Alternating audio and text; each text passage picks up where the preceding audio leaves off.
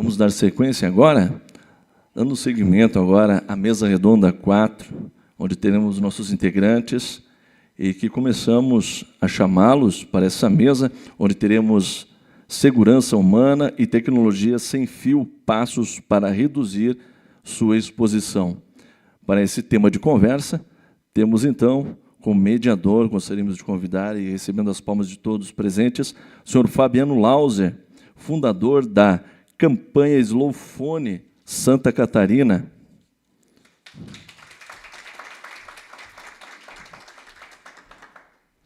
Também, como mediador, o senhor Horne Rotner, arquiteto e urbanista, mestre em engenharia da construção civil pela UFPR, poluição eletromagnética e doutorando em meio ambiente e desenvolvimento.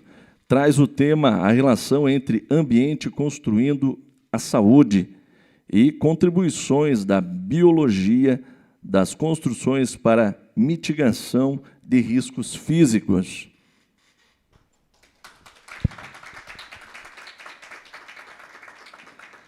Temos também a participação remota do senhor Álvaro Salles, do Rio Grande do Sul, ele que é engenheiro elétrico, mestre, doutor e mestre em engenharia elétrica, tem experiência na área de engenharia elétrica com ênfase em telecomunicações, atuando principalmente nos seguintes temas: micro-ondas, estruturas planares de micro-ondas, dispositivos semicondutores para micro-ondas e optoeletrônica, comunicações ópticas, antenas, telefonias, móvel e efeitos biológicos das radiações não ionizantes.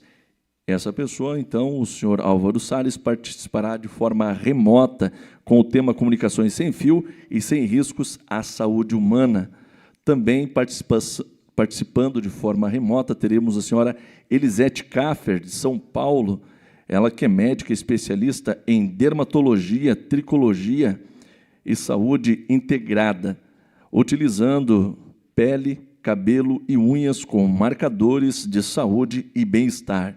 Ela que traz e aborda o tema, será abordado, o impacto da poluição eletromagnética na saúde sistêmica. Também participando no formato de vídeo, teremos o senhor Cláudio Henrique Fernandes Rodrigues, do Rio Grande do Sul, ele que é engenheiro elétrico e mestre em engenharia elétrica pela Universidade Federal do Rio Grande do Sul em 2001, tem experiência na área de engenharia elétrica com ênfase em eletromagnetismo aplicado, micro-ondas, fotônica, eletrônica de alta frequência e ensino de engenharia, atuando principalmente nos seguintes temas: efeitos biológicos, compatibilidades eletromagnéticas, dispositivos para telecomunicações e circuitos para micro-ondas. E ele que irá abordar o tema os limites de exposição às radiações dos telefones e a necessidade de revisão e adoção de medidas de precaução.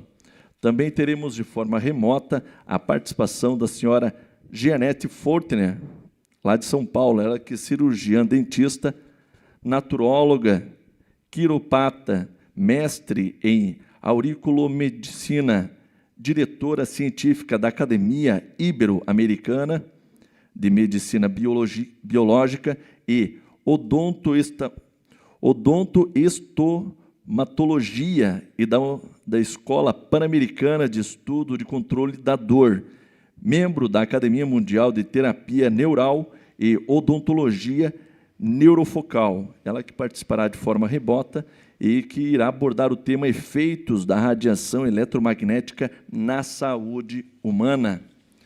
Então, teremos ela ainda também, lembrando que teremos um intervalo após, na sequência, lembrando que temos, então, os nossos dois mediadores aqui no presencial e as outras pessoas que estão no formato remoto, participando online deste 5º seminário de Tecnologia e Dignidade Humana. Então, passo a palavra agora ao nosso mediador, por gentileza, a palavra é sua. Bom dia a todas as pessoas, muito obrigado ao Instituto de Tecnologia e Dignidade Humana.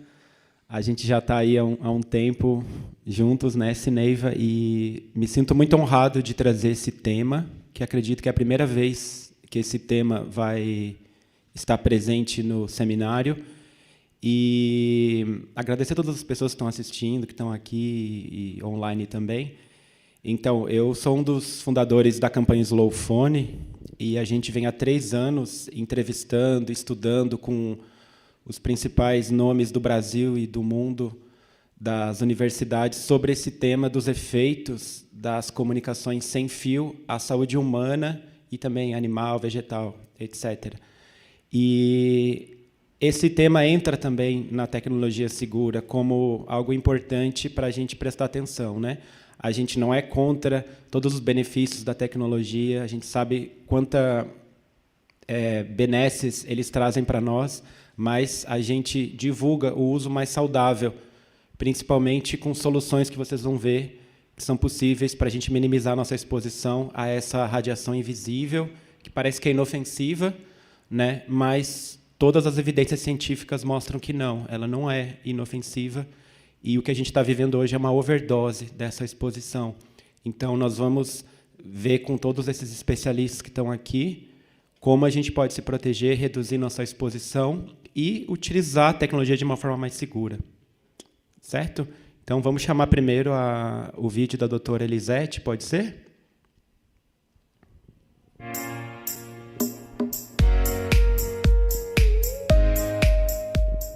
Hoje vamos falar para vocês sobre uma das principais causas de envelhecimento precoce e alteração da saúde da população nos últimos 20 anos, que é a poluição eletromagnética, o nosso perigo invisível. Então, o que seria essa poluição eletromagnética? Seria o efeito das ondas de rádio, de Wi-Fi, de televisão, micro-ondas, celular, computador, sobre a nossa saúde, principalmente sobre os nossos elétrons. Então, o nosso corpo ele é formado por milhares e milhares de prótons, nêutrons e elétrons, de átomos. Se nós somos geneticamente suscetíveis, né, essa mesma radiação eletromagnética, ela vai lá e rouba nossos elétrons, enferruja o nosso corpo. Agora, se nós somos geneticamente mais resistentes, essa mesma poluição eletromagnética, ela não consegue roubar os nossos elétrons do nosso corpo e não causa estresse oxidativo. Ou seja, poluição eletromagnética faz mal para todo mundo da mesma maneira? Não, depende de uma individualidade metabólica e da característica genética. Existem pessoas geneticamente mais suscetíveis e pessoas geneticamente mais resistentes. Então, hoje existem testes epigenéticos que conseguem detectar se o paciente é geneticamente mais suscetível à poluição eletromagnética ou à radiação, ou mais resistente. Qual seria o ideal? Nós sermos mais resistentes, ou seja, quando nós captarmos esse tipo de radiação que causa calor, nós sermos um meio condutível e a radiação aterrar. Então, uma das técnicas de diminuir a captação de poluição eletromagnética é estar eletricamente estável, tá? Qual que é o grande problema da poluição eletromagnética na nossa saúde? As ondas eletromagnéticas, elas são monótonas, elas são coerentes, é o mesmo comprimento de onda ao mesmo tempo, durante todo o tempo. Então, um comprimento de onda de rádio sempre vai ser naquela frequência, micro-ondas, infravermelho, é uma onda monótona, sempre o mesmo comprimento de onda, sempre a mesma frequência.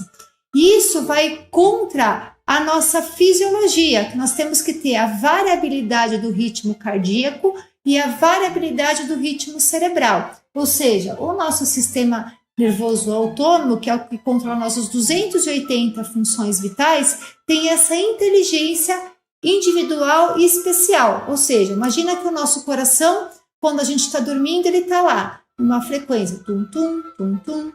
Aí você vai levantando, vai acordando e a frequência cardíaca vai acompanhando isso. Tum, tum, tum, tum. Aí você começa a andar, a caminhar, e o coração tum, tum, tum, tum, tum, tum. Então, de acordo com a sua necessidade metabólica, vai ter uma variabilidade do ritmo cardíaco. Isso também deve acontecer com a variabilidade do ritmo cerebral. Então, por exemplo, quando a gente está acordado, a gente tem a onda beta, que é uma onda elétrica mais acentuada. Conforme a gente vai ficando mais calmo, mais relaxado, a gente começa a emitir ondas alfa, são ondas um pouco mais lentas. E cada vez meditando, relaxando, vai diminuindo para a onda teta. Estamos indo dormir, vamos descansar. E quando a gente dorme, a gente entra em onda delta, que é a onda mais lenta. Então, essa variabilidade das ondas cerebrais e cardíacas é o que faz a nossa fisiologia, o nosso corpo, se adaptar continuamente às nossas intempéries diárias. Se nós estamos rodeados por uma antena de celular, por um micro-ondas, estamos colocando o celular para carregar do lado da cama, à noite, o nosso sistema nervoso autônomo, principalmente nossa pineal, nossa suprarrenal, diminui o funcionamento, a gente entra no nosso chamado metabolismo basal e o nosso corpo se torna mais suscetível a essas poluições eletromagnéticas. E esse conflito entre as ondas monótonas do micro-ondas, do celular, do computador, da rede Wi-Fi, com a nossa variabilidade do ritmo cardíaco e cerebral, é que vai gerar as incoerências, os nossos estresses oxidativos, que vai aumentar a taxa de metabolismo basal no momento em que o seu corpo deveria estar em repouso, ou seja, a gente perde essa coerência cardíaca. Então, isso é o mais importante. Quais são os sintomas que você pode observar na tua pele, no teu cabelo, no teu corpo, que você está captando mais a poluição eletromagnética e você está retendo mais essa energia fotônica, que causa aumento da temperatura corporal e estresse oxidativo. Um dos sintomas clássicos seria o aumento da eletricidade estática dos fios de cabelo. Quando a gente faz assim com a caneta, que o cabelinho começa a grudar, significa aumento da eletricidade estática. Se você naturalmente encosta na porta do carro e toma choque, abraça alguém e toma choque, seu cabelo está sempre eletricamente ativo, é sinal que você está captando essa poluição eletromagnética mais acentuadamente e não está tendo a capacidade de aterrar. Se isso vai se tornando de maneira contínua, você vai virando uma bobina, captando cada vez mais essa poluição eletromagnética, você pode começar a ter sintomas. Então, quais são os sintomas de aumento de captação de poluição eletromagnética? Depressão, irritabilidade, hipoglicemia, alteração da função mental, problema digestivo, ansiedade, dor de cabeça, fadiga, vertigem, baixa resistência à infecção, alergias, dores articulares e musculares e fraqueza muscular. Então, esses sintomas muitas vezes não são orgânicos, são elétricos. Aqueles órgãos vitais começam a ter um aumento da condutibilidade elétrica e a gente fala que é um descompasso entre a parte mecânica do corpo e a parte elétrica.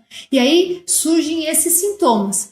Quais são os alimentos que aumentam a captação de poluição eletromagnética? Ou seja, se você fica muito tempo na frente do computador, do celular, se o seu trabalho é num ambiente fechado, você não tem condições de fazer o quê? O aterramento, né? O certo seria a gente andar descalço, utilizar roupas de materiais naturais, calçados com sola de couro, sapatos de couro, metais no corpo que sejam nobres, ouro e prata que fazem o aterramento, tudo para neutralizar a captação de poluição eletromagnética. Então, se você trabalha com isso, trabalha com muito celular, computador, mexe muito, ou está próximo de uma antena, de uma estação de Wi-Fi, né?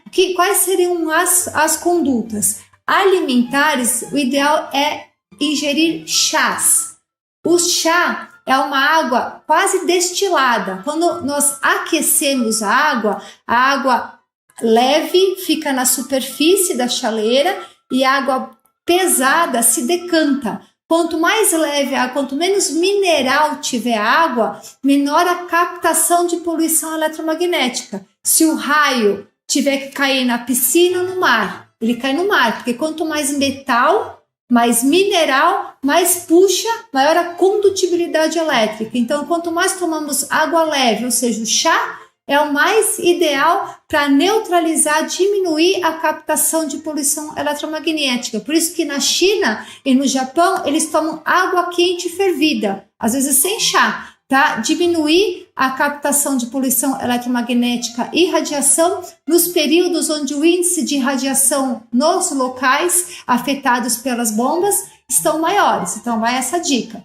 E quais os outros alimentos que aumentam a captação de poluição eletromagnética e radiação? São os alimentos verdes. São todos os componentes das plantas, das frutas, verduras e legumes que a planta usa para fazer fotossíntese. Então, a folha, a parte da celulose que a planta usa para fazer fotossíntese, a casca da fruta, a casca do grão, onde ocorre o quê? Se você joga um grão na terra, aquela fotocélula que está na casca, ela vai saber que para a parte de baixo tem que criar as raízes e para a parte de cima o caule. Então, são todas essas áreas fotoativas da planta que, se você ingerir e não tiver exposto ao dia a dia, ao ambiente externo, a energia fotônica solar, e sim a fontes de poluição eletromagnética, isso funciona como uma fototerapia. Então, ele otimiza a captação de poluição eletromagnética. Então, isso não é indicado para quem convive com meios de telecomunicação, celular, computador. Então, dieta sem verduras, sem casca, sem fibras, nada verde, nada cru, tudo cozido e, de preferência, nada que contenha a celulose. Nos dias que a pessoa vai ficar em ambiente externo, descalço, em contato com a natureza, não tem problema. Então, é uma alimentação epigenômica de acordo com o estilo de vida da pessoa. E, além disso, tomar cuidado também com o estilo de vida. Então, se você, por exemplo, tem uma predisposição genética maior à poluição eletromagnética, vive num ambiente isolado do meio exterior, então mora num apartamento, aí acorda de manhã, já liga a televisão, vai mexer no celular, desce de elevador, vai até a garagem, pega o seu veículo, não pisa no chão, vai direto, pega a estrada, vai para o trabalho, sobe o elevador, desce, depois vai lá para a academia, desce, sobe no prédio, ou seja, não tem o aterramento. Então, você vai captando cada vez mais essa poluição eletromagnética e se torna mais suscetível a esses efeitos colaterais. O que você pode fazer, então, para diminuir isso? Além das vestimentas, da alimentação, da água, dos objetos metálicos de ouro ou prata para aterrar, por isso que as vovós mandavam os netos usar escapulário de prata, porque eles funcionam como uma antena para a radiação. Então, se você usar uma correntinha de prata, um anel de prata, o fato de ficar próximo da fonte eletromagnética vai oxidar o metal e não o seu timo, não a sua suprarrenal, não a sua pineal. E outra dica é tomar alguns minutinhos de sol nas palmas das mãos antes de mexer nos aparelhos eletrônicos. A nossa célula é formada pelo material genético que contém cromossomas. Cromo, luz, somas, seres. Nós somos seres de luz. Então, o nosso DNA são fotocélulas. E a nossa placa fotovoltaica é as nossas palmas das mãos e as plantas dos pés, onde tem a lâmina lúcida, que é a única parte do corpo que tem esse tipo de célula que otimiza a captação de luz, de energia fotônica. Então, tomar alguns minutinhos de sol nas palmas das mãos, nas plantas dos pés, antes de mexer nos aparelhos eletrônicos, aumenta a captação intracelular de energia fotônica solar e você não consegue encher uma xícara cheia. Então, na hora que você vai entrar na frente do celular, do computador, com a célula sua já abastecida de energia fotônica solar, você diminui a sua captação de poluição eletromagnética. Então, vai a dica aí de níveis ótimos de saúde, energia e alta performance. Muito obrigado, doutora Elisete Kaffer. Agora nós vamos chamar o professor Álvaro Salles para falar sobre comunicações sem fio e seus riscos à saúde humana. Professor Álvaro, podemos colocar na tela. Tem que habilitar o som, Thales. Está sem som.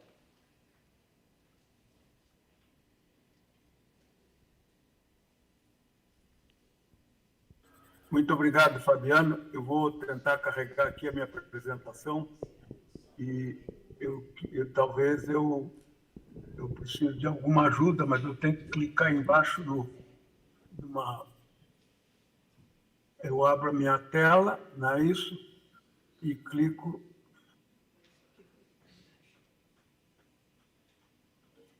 Eu não estou conseguindo carregar a minha apresentação. Eu boto em compartilhar.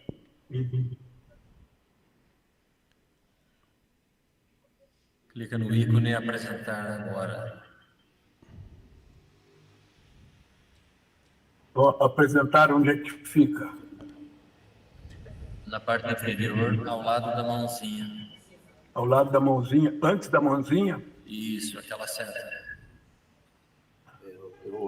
Vamos aguardar um pouquinho, então, para a Eu estou gente... clicando em compartilhar, mas não está abrindo. Estou clicando em compartilhar e não está abrindo.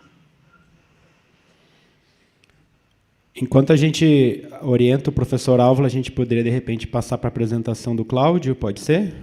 Pode ser, né? Inclusive, Salles, se tu quiser me mandar a apresentação por e-mail, eu projeto para ti. Projeto para mim? Sim, Então eu vou fazer isso agora, tu quer? Pode ser, pode ser. E aí eu já sigo apresentando, porque eu acho que a minha apresentação é melhor ser antes da tua, hein? Tá Mas bom, devido ao pode ser. tempo, até a gente organizar, a gente passa para o professor Cláudio e aí Eu a vou... gente orienta. Pode ser, sim.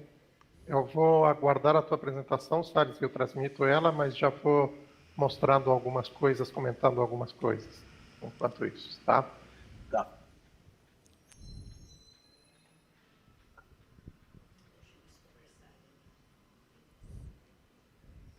Eu vou mostrar o tema que o Fabiano... Primeiro, agradecer o convite, dizer que é sempre uma alegria, e eu acho que, Fabiano, que tu entendas como um reconhecimento à tua dedicação, a aceitar esses teus convites. O tema que o Fabiano propôs, então, é falar um pouco dos limites de exposição às radiações dos telefones celulares e a necessidade de revisão desses limites e de adotar medidas de precaução. Isto porque eu não vou usar toda a apresentação, então vou ficar nesse modo. Acho que assim eu consigo pular entre diferentes slides de forma mais ágil, mais rápida. Existem limites de exposição. O risco é um risco que é reconhecido. Há diferentes organizações que estudam os riscos, desde a Organização Mundial da Saúde, a IARC, que é uma organização da Organização Mundial da Saúde que trata de pesquisa sobre o câncer, sobre neoplasia, sobre o câncer. Existem órgãos de telecomunicações, no caso dos Estados Unidos é o FCC, no caso do Brasil a Anatel, que tratam porque a radiação eletromagnética é usada como a portadora das telecomunicações. Existem alguns organismos, como o IRPA e o ICRP, são organismos centenários de normatização da exposição das radiações ionizantes, do raio-x, né? Na física médica, né? Na medicina se usa raio-x e o efeito dos raios-x são muito rápidos, são muito agressivos, então tem critérios desenvolvidos há muito tempo para otimizar as doses, para reduzir as doses ao máximo.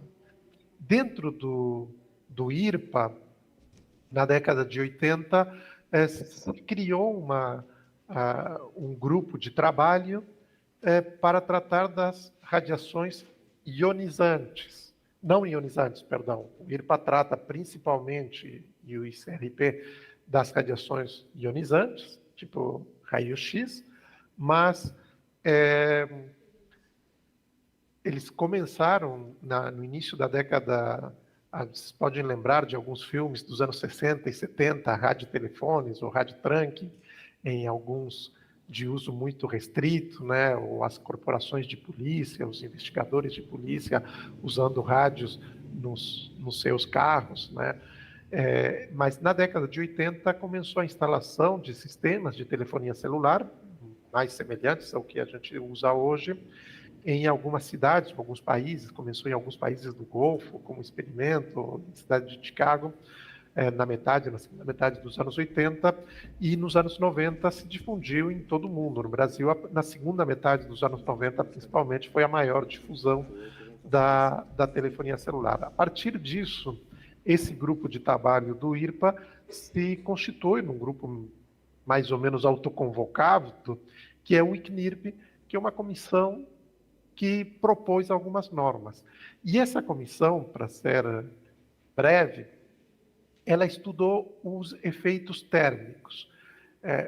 Todo mundo sabe, ou conhece, ou reconhece, é usado desde os anos 50 em outros países. No Brasil foi mais popular a partir dos anos 80, 1980, então a maioria das pessoas tem a noção de que o forno de micro-ondas aquece. Então, um dos efeitos do uso de radiações de altas frequências é aquecer a matéria orgânica, aquecer um alimento, aquecer os tecidos dos animais e, eventualmente, os tecidos das pessoas. Então, usar um telefone celular, que é uma fonte, uma pequena fonte de micro-ondas, que nem o forno de micro-ondas, isso teria risco associado ao aquecimento. O ICNIRP se propõe estudar os riscos associados ao aquecimento. Isso está bastante bem consolidado e estabelecido, esses riscos que têm a ver com o aquecimento, aumentar a temperatura na região próxima onde o celular está posicionado, se for no uso mais tradicional, colado à orelha, ao rosto das pessoas. Isso tem efeitos de risco, né? Aumento de temperatura nessas regiões, em qualquer região. Então, o ICNIRP propõe limites de normas.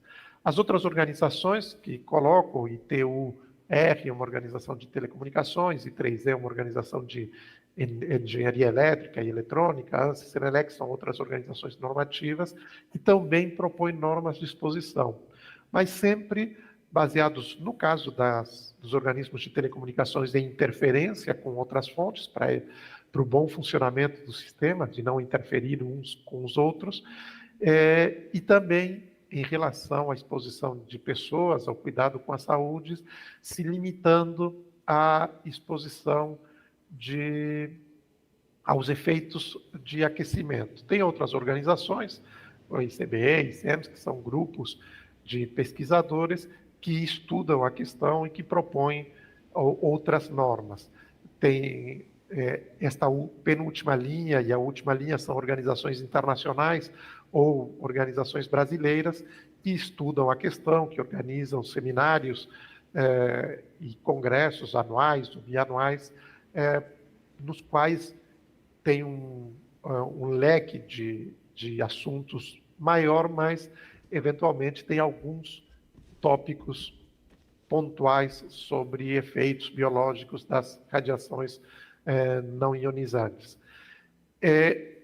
Os limites, então, adotados com força de lei em alguns países, no Brasil é uma lei do início da década passada, de 2010, 2011, indicam num parâmetro dosimétrico, indicam numa grandeza que é medida em watts por gramas, quer dizer, é uma densidade por peso de matéria. A gente pode associar o peso do material orgânico ao volume, então seria uma densidade volumétrica de potência absorvida pelas pessoas. E essa densidade volumétrica de potência tem um limite, um valor limite, desses 2 miliwatts por grama, e é medido numa média de um cubinho de 10 gramas. É um cubo mais ou menos de uns 2 centímetros de lado.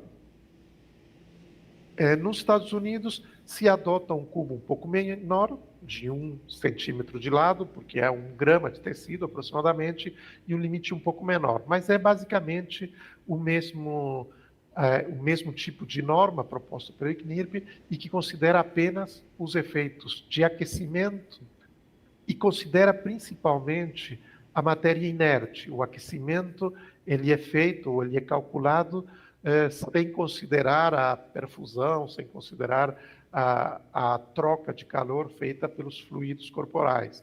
É feito um cálculo em cima de um material inerte ou é feita uma medida numa bacia preenchida com gel, com líquido, que não tem essa troca de calor, no caso do gel. No caso do líquido, poderia haver convecção da matéria para troca de calor, mas para locais mais distantes da antena. Mas tem outros países com uma tradição diferente, no caso da Rússia ou da China, ou que adotam limites ou margens adicionais de segurança, no caso da Suíça e da Itália, que tem limites que são algumas ordens de grandeza menor, mais restritivos, porque há outros efeitos que têm cada vez mais comprovação, além dos efeitos térmicos. O ICNIRP tem feito revisões periódicas, até algumas bem recentemente, mas tem se mantido constante, firme, em considerar apenas os efeitos térmicos. Eles dizem, a nossa norma considera apenas efeitos térmicos. Se você está preocupado com outros efeitos, bom, a nossa norma não é para você, você tem que tomar medidas adicionais.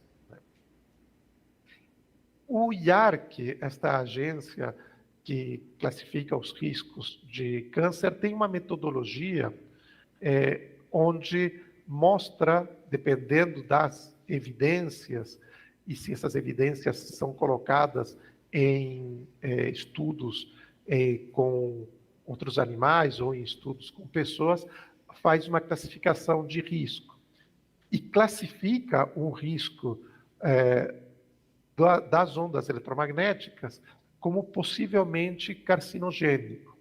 Só que essa classificação do IARC é uma classificação de 2010. Então, reconhece um potencial de risco carcinogênico, por conta de estudos, por exemplo, que mostram o potencial de estresse oxidativo das ondas eletromagnéticas, a ruptura de tecidos ou a ruptura de moléculas, que nem a molécula de DNA, que é uma molécula polar e que sofre, então, estresse, como se fosse uma bússola, tentando acompanhar uma variação de campo muito, muito rápida, que são as ondas eletromagnéticas.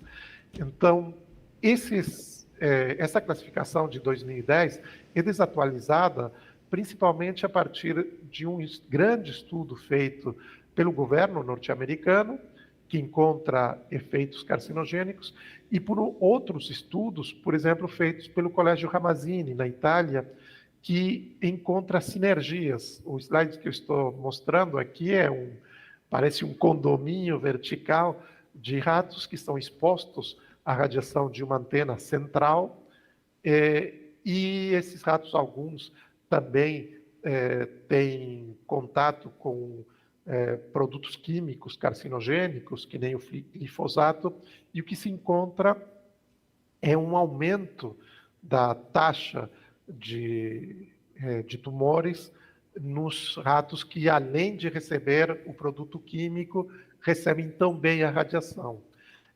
Tem um fenômeno que é bem conhecido dos biólogos, que é a eletroporação, a fisioterapia também se usa, que é de aplicar campos elétricos para aumentar a porosidade ou para alargar os poros das membranas para poder fazer trocas ou para poder, por exemplo, aplicar medicamentos, né? Algum medicamento mais, moléculas maiores, elas penetrariam os tecidos objetivos desse medicamento se são ajudados pela presença de um campo elétrico ou de um campo eletromagnético, no caso. E esse fenômeno parece que tem um grau de comprovação importante a partir desses estudos, que mostram que numa forma de vida na qual a gente convive com muitos agentes químicos que são carcinogênicos, os campos eletromagnéticos podem, ou diretamente, o que mostra este estudo, ou então, através desse processo de sinergias, aumentar os riscos. Isso de alguma forma, também apoiado por estatísticas, por exemplo, de mortalidade de câncer de encéfalo. Isso aqui é um gráfico dessa mortalidade de câncer de encéfalo com uma curva crescente a partir da segunda metade dos anos 90. Isso aqui é um gráfico para o Brasil, mas tem gráficos semelhantes para outros países de acompanhamento. E esse tipo de observação ocorre apenas para os tumores encefálicos. Outros tumores de outros tecidos, eles têm um comportamento mais estável, mais monótono, um pequeno crescimento ou pequeno decrescimento, pequeno crescimento justificado pelo envelhecimento da população ou pequeno decrescimento contínuo ao longo do tempo, justificado por políticas públicas de saúde. O único tipo de tumor que tem esse crescimento acelerado é de tumores encefálicos, o que pode ser mais um indício desses efeitos da telefonia celular, do uso de telefonia celular, e justificaria aquelas normas mais restritivas da Suíça, da Itália, ou justificaria adotar medidas de precaução individuais, como, por exemplo, usar fones de ouvido e não ter o uso da fonte, da antena, próxima ao corpo. Eu acho que já ocupei bastante tempo, então eu vou interromper aqui. Tem alguns slides com alguns vídeos para algumas simulações que poderia mostrar, mas eu prefiro interromper aqui, deixar a palavra para o Salles. Em todo caso, se houver perguntas, eu retorno para deixar mais nítida a apresentação. Obrigado. Obrigado, Cláudio. Enquanto o Cláudio abre o e-mail aí com a apresentação do professor Álvaro, então a gente vai preparando para o professor Álvaro falar. E às vezes é um pouco técnico, assim, né? São tudo informações que a gente vai aprendendo, mas a ideia é a gente conviver com a tecnologia de uma forma mais saudável, né? Por isso que o título é Comunicações Sem Fio. Então, existem várias formas de a gente usar o celular, o computador, a televisão, o tablet de uma forma mais segura, né? Então, a gente vai ver um pouquinho agora com o professor Álvaro Salles, que é da Universidade Federal do Rio Grande do Sul, sobre as comunicações sem fio e os seus riscos à saúde humana. Quando puder, Cláudio, já pode projetar em tela cheia, se possível, que daí fica melhor para visualizar a tela cheia. Então, é um tema que diz respeito a todo mundo, né? Desde pequeno, as pessoas já são expostas, e o nosso esforço, a nossa pesquisa é para que a gente possa conviver com essas comunicações de uma forma menos danosa à nossa saúde. Consegue colocar em tela cheia, Cláudio? Aí, perfeito. Então, com a palavra, o professor Álvaro Salles. Muito obrigado, Fabiano. Muito obrigado, Cláudio, também pela ajuda. Não sei porque eu não consegui mostrar, mas eu vou tentar. A apresentação do Cláudio foi muito boa e até diminui um pouco a minha responsabilidade, porque eu tenho muitos slides aqui e alguns deles são meio repetitivos com o que o Cláudio já falou, então vai dar para andar mais rápido. Então, eu vou pedir sempre para o Cláudio prestar atenção, é ele que vai ter que trocar os slides, então eu vou dizer próxima, por favor. Então, próxima agora. Então, ali está algumas entidades que eu participo, uma é a SBMO, que já foi mencionada pelo Cláudio, o próprio Slowphone, que é um dos promotores desse encontro também, tanto o Cláudio como eu participamos do ICBE, EMF, lá nos Estados Unidos, e eu também participo de mais 4 entidades científicas, uma na Itália, outra na França, outra na Inglaterra e outra também nos Estados Unidos, que é o EHT. O próximo, por favor. Então, tem 5 partes dessa minha apresentação. Primeira parte, quais são os maiores problemas das radiofrequências e microondas. Tá? Depois, o próximo, por favor, Cláudio. Então, aqui está o espectro eletromagnético, tá? E a gente vê em verde ali a radiação não ionizante e a radiação ionizante. Então, existe uma separação entre ambas, e a parte de comunicações, como o Cláudio também já mencionou, fica na parte não ionizante, tá? Então, a parte ionizante, que é tratada pelo IRPA, né? E a parte não ionizante, as normas internacionais são mais baseadas no ICNIRP, tá? E no FCC, que, como o Cláudio mencionou, só considera os efeitos térmicos. Esse talvez seja o maior problema, né? Então, as normas não consideram todos os efeitos, só os efeitos térmicos, e isso é muito ruim. Próximo, por favor. Então, aqui está, desculpa ser em inglês, tá? Vários efeitos que as ondas eletromagnéticas podem causar nos seres humanos, efeitos genéticos, câncer, efeitos moleculares, efeitos comportamentais, sistema nervoso, alteração da permeabilidade da barreira hematoencefálica, fluxo de cálcio, efeitos cardiovasculares, de sono, hormonais, efeitos do sistema imunológico, efeitos metabólicos. Então, problemas de fertilidade. Então, observe que os efeitos já mostrados na literatura científica são muito amplos. Tá? Isso aí torna o problema realmente crítico. Seguinte, por favor. Então, quais são os maiores problemas? Isso que já foi mencionado, tá? O ICNIRP, por exemplo, e tanto o FCC, só considera os efeitos térmicos. São normas que foram estabelecidas há mais de 25 anos e de lá para cá não foram mudadas.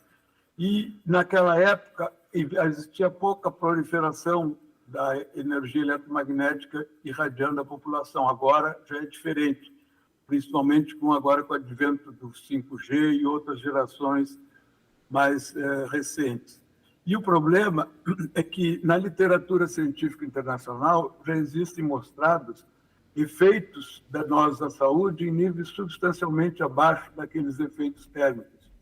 Então, e o problema também é que a própria OMS tem confiado muito no ICNIRP e no FCC também, e tem tratado com desdém esses resultados científicos que já são amplamente divulgados. Tá? Então, isso é realmente lamentável, essa leniência da OMS. Seguinte, por favor. Aqui o Cláudio já mostrou uma tabela com a SAR.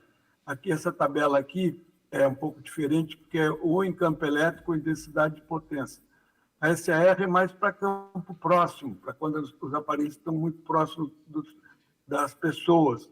E isso aqui, normalmente, essas normas são usadas, essas referências de campo elétrico e densidade de potência, é o que a gente chama de campo distante, quando as pessoas estão afastadas da fonte. O que se pode observar aqui é, por exemplo, que nessas frequências aqui, o ICNIRP, tá, e o próprio FCC, tá, tem níveis substancialmente mais elevados que outros países. Por exemplo, se a gente comparar no ICNIRP com a Suíça, em nível de campo elétrico, é 10 vezes mais.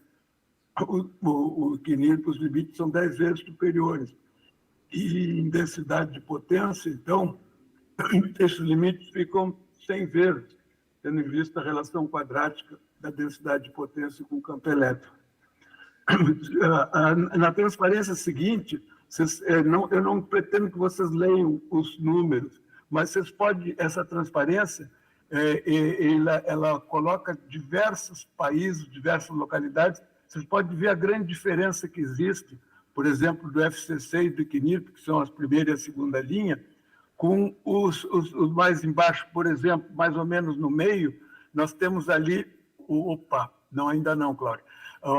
Mais ou menos no meio, nós temos o Bioinitiative Report, que foi um relatório muito importante há alguns anos atrás, e que fez uma revisão de mais de 1.500 artigos científicos, e eles onde está a minha seta ali.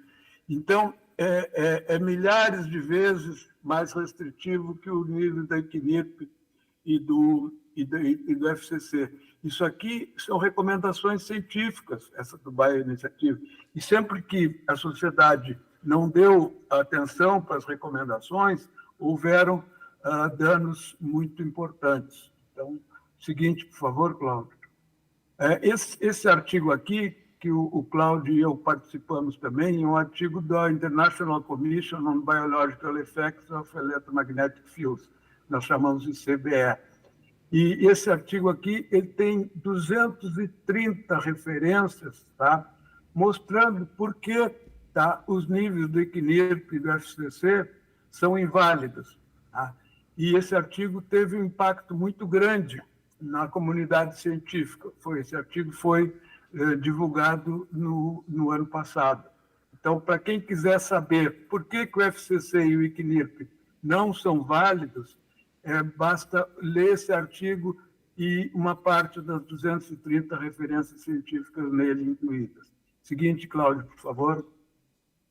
Bom, a segunda parte, depois de mencionar os maiores problemas, nós consideramos que os celulares encostados na cabeça são a pior situação. E nos slides seguintes vocês vão ver por que a gente considera isso. Tá? Então, faz favor, Cláudio. Esse aí, ó, só historicamente, esse é o primeiro celular que houve, olha o tamanho dele, era um tijolão, né? Agora as coisas já mudaram muito. Seguinte, essa fotografia é interessante, porque vocês podem ver aí, tem quase 20 pessoas, e não tem nenhuma das pessoas que não esteja encostando o celular na cabeça. Isso é um dos problemas maiores que nós consideramos. Encostar o celular na cabeça, e nós vamos ver que existem alternativas para reduzir esse risco. Seguinte, Cláudio, por favor. Então, essa imagem aí é uma imagem que o Cláudio participou na geração dela, é a imagem de simulação do celular encostado na cabeça. E as cores ali estão associadas a nível de SAR, aquela taxa de absorção específica que o Cláudio mencionou. Tá? Então, o problema é que quando as simulações mostram, e as simulações são exatas, que quando o celular está encostado na cabeça, a maior parte da energia, tá, penetra no cérebro e é dissipada nesses tecidos que são muito sensíveis, causando problemas. Por exemplo, quebra simples e dupla do DNA, que biologicamente justificam início de degenerescência, ou seja, câncer. Seguinte, Cláudio, por favor. Aqui está uma transparência, e em vermelho ali, tá, são os tumores, principalmente GBM, que é o glioblastoma multiforme na Inglaterra. Tá? Em vermelho está nas partes temporal e frontal, nos lobos temporais. Então, a gente observa um crescimento substancial, digamos assim, de 0,7 para mais que 2,5, ou seja, pelo menos 3 vezes o crescimento da incidência desses tumores do glioma, ou glioblastoma multiforme, na Inglaterra. Seguinte, Cláudio, por favor. Aqui é na Holanda. Então, a gente observa, por essa curvinha vermelha aqui, também, tá? Aqui é também glioblastoma, tá? Então, passa em 1989 de cerca de 1,5 e em 2010 já está mais que 3, ou praticamente dobrou, então, a incidência desse glioblastoma. Seguinte, Cláudio, por favor. Aqui está, eu não gosto de mostrar essa imagem, desculpe, é muito feia, mas a gente não pode jogar o lixo para baixo do tapete. Essa aqui é uma fotografia do glioblastoma, tá? A pessoa não sente quando tem isso, só vai sentir depois os efeitos secundários, por exemplo, perda de memória, dificuldade de sono. Quando vai para a operação, o neurocirurgião tem dificuldade de extirpar todas as ramificações dele, porque ele é muito invasivo. Seguinte, por favor. Aqui está o que acontece no Brasil. Essa transparência é parecida com o que o Cláudio mostrou. Essa aqui só vai até o ano passado, tá? E o que a gente observa é que a curva azul, que é exatamente a taxa bruta, tá? No Brasil, cresce, tá? De 1995, que está perto de 1 aqui, tá? Para 2021, que há 2 anos atrás, tá? Está perto de 4. Então, cresce 4 vezes em 25 anos, o que é um crescimento substancial de tumores de encéfalo. Isso aqui está disponível lá no site do do INCA, tá? É taxa de mortalidade por tumores de céfalo. Como o Cláudio mencionou, tem que ser investigado. A gente pergunta para o INCA se eles sabem as razões disso, e a resposta é que não sabem, não. Seguinte, Cláudio, por favor. Depois que começou a dar muito tumor no lobo frontal e temporal, eles trocaram a antena, que era na parte de cima do celular, trocaram para a parte de baixo, tá? E o problema é que essa parte de baixo fica próximo da glândula tireoide, tá? Seguinte, por favor, Cláudio. Então, aqui, perdão, tireoide não, a parótida. Então, o que acontece? A glândula parótida está aqui, a imagem dela e a localização. Então, quando você encosta o celular com aquela antena na parte inferior dele, ela fica muito próxima da parótida. Seguinte, Cláudio, por favor. Então, lá na Coreia do Sul, que eles usam muito os telefones celulares, tá? Houve uma pesquisa, e aqui está a referência, tá? Mostrando que os tumores... pois é, eu falei parótida, mas aqui o tumor é na tireoide, desculpa, tá? Mas a tireoide, o pessoal da área médica sabe que é uma glândula muito importante. Na Coreia aumentou muito, então vocês podem ver que de 93 a 211 houve um aumento realmente substancial. Seguinte, por favor, Cláudio. E aqui, esse slide mostra uma tabela do que foi medido na França por uma entidade lá que chama-se Phonegate, tá?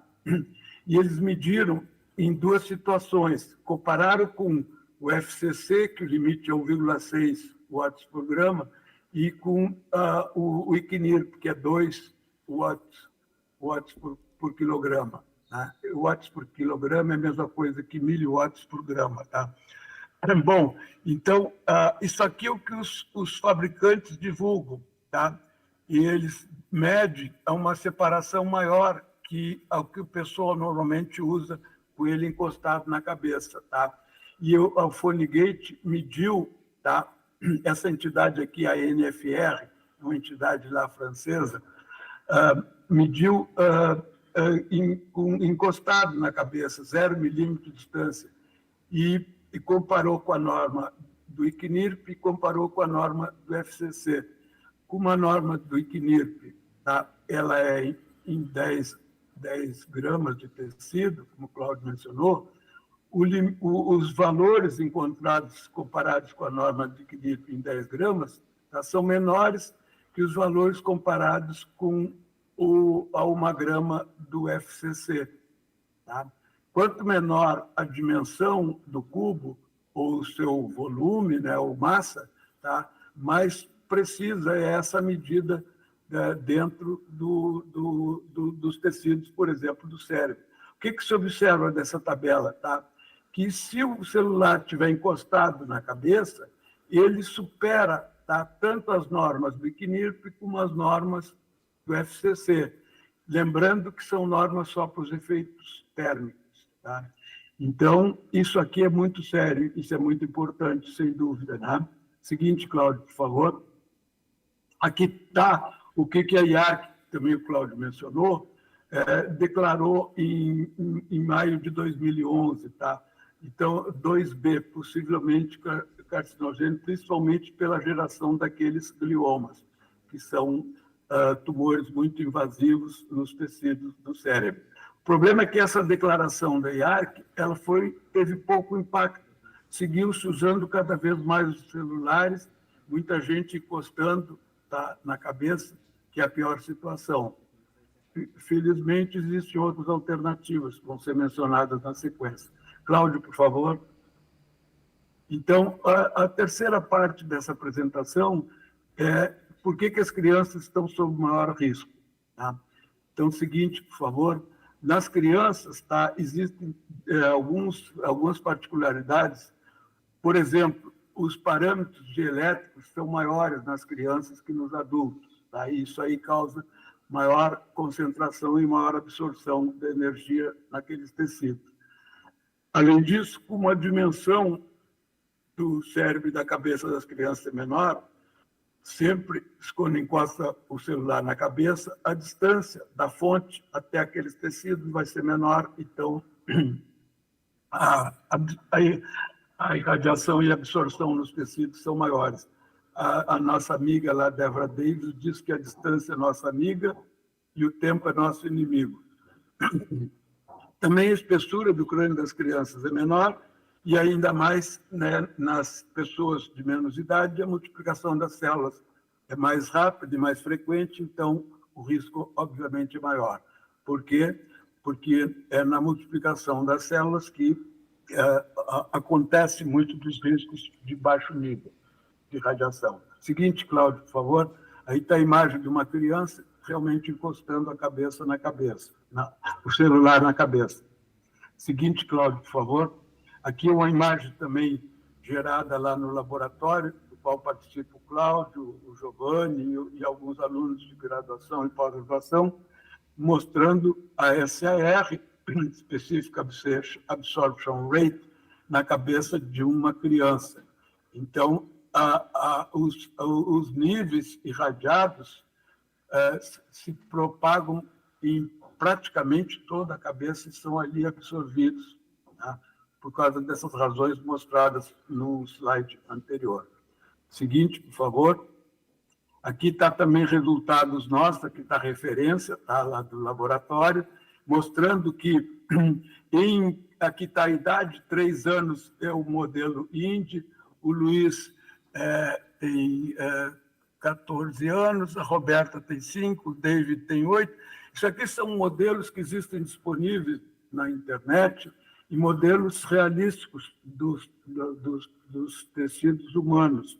Então, se faz simulações desses modelos e mostra-se que aquelas pessoas de mais idade, tá, eles têm menor a absorção de energia e, portanto, seu risco, tá, é menor do que em pessoas de menos idade. As crianças estão sob maior risco. Tá? Isso aqui é na matéria cinzenta. Tá? Seguinte, esse eixo horizontal é a distância. Aqui também é um resultado de simulação análogo, tá? E no hipocampo e no cerebelo. Tá? Então, mostra-se também que quanto menor a idade, maior a taxa de SAR nos tecidos, por exemplo, do hipocampo e do cerebelo das crianças. Seguinte, Cláudio, por favor. Aqui está. O problema é o seguinte, tá? Que as crianças iniciam como se o celular fosse um brinquedo. E depois elas aprendem a operar o celular. E aí fica difícil para a mãe e para o pai deixar a criança sem o celular. Tá? Então, a transparência seguinte mostra, não sei se dá para você ver, a mãe está com a criança no colo, e a mãe está lendo e a criança está lendo também. E aqui mostra alguém perguntando como é que você conseguiu persuadir seu filho para ler em vez de usar um dispositivo, por exemplo, celular, smart device. E a mãe diz assim, a criança não nos escuta, ela nos imita. Então, eu acho que essa frase é muito importante, que as crianças não nos escutam, elas imitam os adultos. Então, se os adultos estão muito ligados no celular, ela também vai querer isso. Seguinte, Cláudio, por favor. Aqui, eu já estou quase no final da apresentação. Quais são as principais alternativas para a redução dos riscos? Seguinte, Cláudio, por favor. Então, no caso do celular, que nós observamos que é um dos problemas maiores que existe com as comunicações sem fio, em RF e micro-ondas, tá? Usar fones de ouvido, tá? O Cláudio já mencionou isso. Usar também viva voz e mensagem de texto é muito bom, porque você afasta a fonte de radiação dos seus tecidos mais sensíveis, tá? Também falar o menos possível. Aqui, de novo, aquela frase da nossa amiga Deborah Davis, tá? E, sempre que possível, usar o telefone fixo e evitar comunicações sem fios. Por exemplo, usando sempre, em todos esses sistemas, comunicações por cabo ou fibra óptica. Isso aí seria uma alternativa muito boa, porque aumenta a qualidade da comunicação, aumenta a rapidez, tá? Por exemplo, fibra óptica já é disponível praticamente em todas as residências, em todas as cidades. seria mais usado. Muito obrigado, Cláudio. Esse é outro artigo que mostra soluções, tá? Esse artigo também, o Cláudio e eu participamos, mostra soluções que são 7, pelo menos, alternativas para fazer com que os celulares produzam um risco menor para a saúde. Tá? É um artigo que foi publicado esse ano. Uma das alternativas aí é que a antena do celular irradie mais no sentido oposto da cabeça. Aí você fica com menos irradiação para os seus tecidos da cabeça e do cérebro. Seguinte, Cláudio, por favor. O princípio da precaução no Brasil é lei. Aqui estão enunciados pelo menos 4, não 6 evidências da necessidade da utilização do princípio da precaução no Brasil.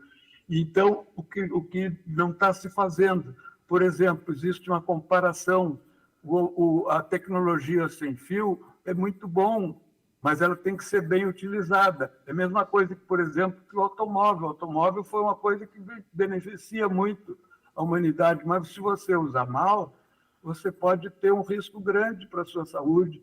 E a gente vê todos os dias divulgados nos jornais e nas mídias, tá? Acidentes que poderiam ser evitados. Tá? Ainda que, por exemplo, nos automóveis tem o airbag, tem o cinto de segurança. Tá? Isso aí é que nós estamos propondo para as comunicações sem fio também. Usem, sim, mas usem com segurança. Seguinte, por favor. O que nós podemos fazer? Tá? Primeiro, melhorar informações. Tem muita gente que nem sabe que o celular irradia e que boa parte da energia é absorvida nos tecidos muito sensíveis do cérebro. Tá? Outra coisa é que as pesquisas têm que ser independentes. Não adianta a pesquisa ser patrocinada pela indústria, porque senão os resultados ou vão ser distorcidos ou não vão ser divulgados. Tá? A questão é que políticas públicas devem ser baseadas no princípio da precaução, que nós vimos que é lei no Brasil. Tá? E a legislação deve ser clara, responsabilizando quem faz o dano. No caso,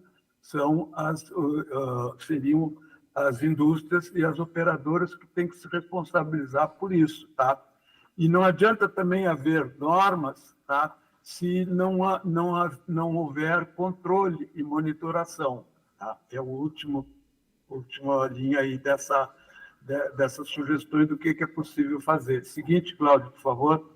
Então, nós não podemos fazer isso, esconder os resultados. Os resultados são disponíveis. Seguinte, Cláudio, por favor.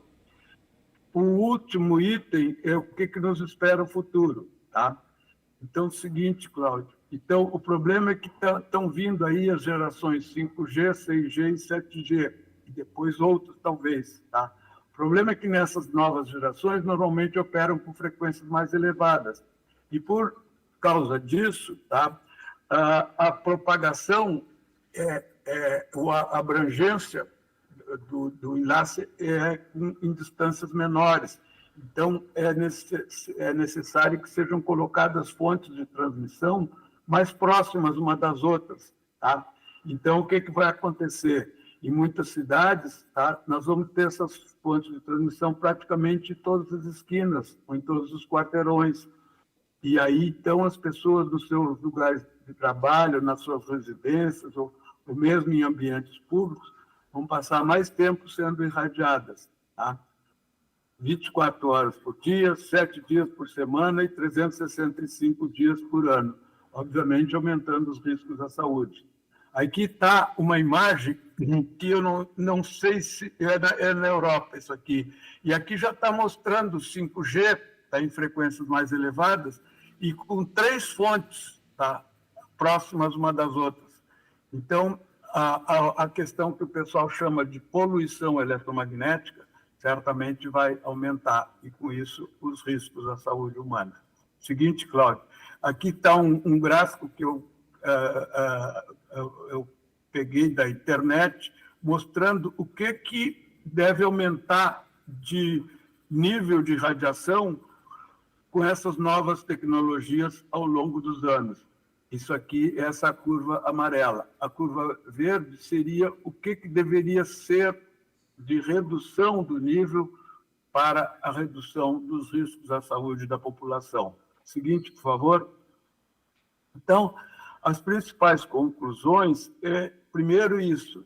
Tá? Lamentavelmente, as normas utilizadas não consideram todos os riscos, especialmente os riscos de efeitos não térmicos, que podem ocorrer a níveis bem abaixo daqueles efeitos térmicos que a ICNIRP e o FCC consideram somente. Tá?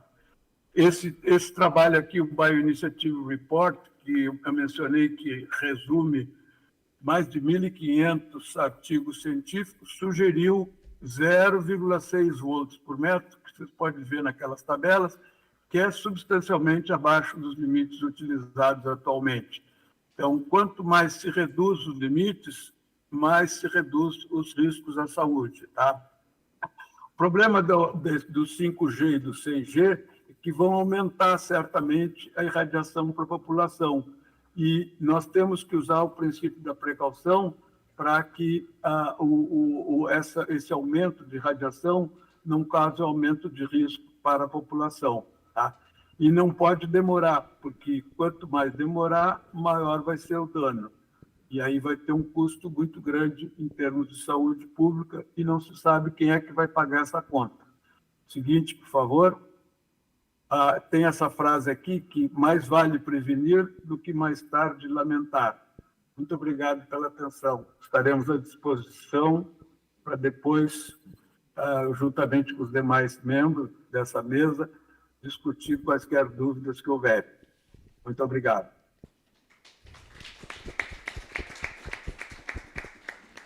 Muito obrigado, professor Álvaro. Enquanto a doutora Janete vai se preparando para a próxima, como temos informações importantes ali, né, do cuidado com as crianças, de reduzir a exposição da radiação sem fio, de, quando possível, desligar o roteador Wi-Fi à noite, não dormir com o celular próximo do corpo, para que a gente possa usar os benefícios da tecnologia de uma forma mais segura. Né? A gente não precisa destruir nossa saúde e a saúde do meio ambiente para usar as comunicações. E, sempre que possível, comunicações com fio. Né? Com fio. Né? O computador, quando não se mexe, não precisa ser sem fio. Esse é um princípio. Né? Se não se mexe, não precisa ser sem fio. A televisão da casa de vocês pode ser cabeada na internet. O computador, se ele ficar sempre na mesma mesa, pode ser cabeado.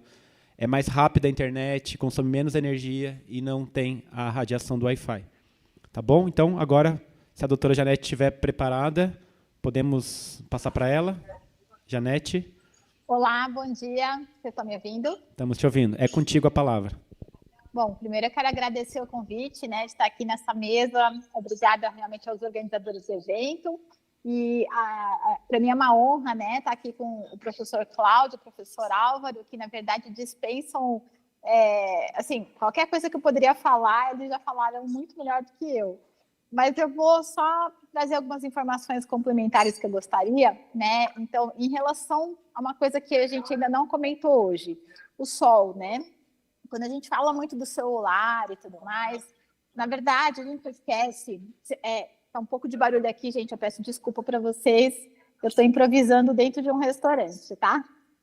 Mas, então, há pouco mais de 100 anos, o ser humano ele vivia de uma forma muito diferente do que a gente vive hoje, né? Então, na verdade, 2 milhões de anos, o homem só via a luz quando ele acendia o fogo à noite, por exemplo.